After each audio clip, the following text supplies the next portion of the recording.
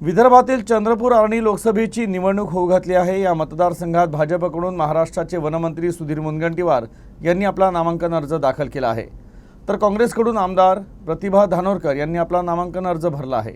नामांकन अर्ज भरताना दोन्ही उमेदवारांनी चांगलं शक्ती प्रदर्शन केलं होतं, त्यामुळे इथे विजय कोणाचा हे सांगणं सध्या तरी कठीण आहे।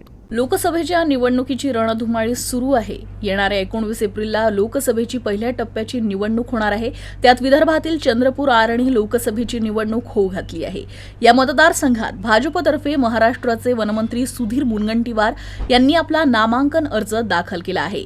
काँग्रेसतर्फे काँग्रेसचे दिवंगत खासदार बाळू उर्फ सुरेश धानोरकर यांच्या पत्नी वरोरा भद्रावती विधानसभेच्या आमदार प्रतिभा धानोरकर यांनी आपला नामांकन अर्ज भरलाय।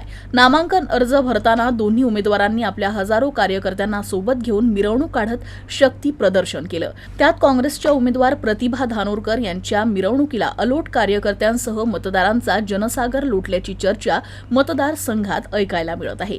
त्यामुळे मतदारांनी दाखविलेलं प्रेम पाहून आणि मतदारसंघातील राजकीय गणित पाहता काँग्रेसच्या प्रतिभा धानोरकर यांचा विजय हा निश्चित असल्याची सुद्धा चर्चा मतदारसंघात रंगत आहे। भाजपचे सुधीर मुनगंटीवार यांना विकास पुरुष, चंद्रपूरचा वाघ, प्रभावी व्यक्तिमत्व अशी अनेक उपमा भाजपतर्फे देण्यात येत असली तरी प्रतिभा धानोरकर यांनी सहानुभूतीच्या आधारावर मतदान मागणार नाही असे जरी सांगितले तरी त्यांना दिवसेंदिवस मिळत असलेली सहानुभूती आणि मतदारसंघातील जातीय समीकरण पाहता विद्यमान आमदार म्हणून मतदारसंघात केलेली विकास कामांची पावती आपल्याला आपला मतदार देईल अशी अपेक्षा प्रतिभा धानोरकरांना आहे।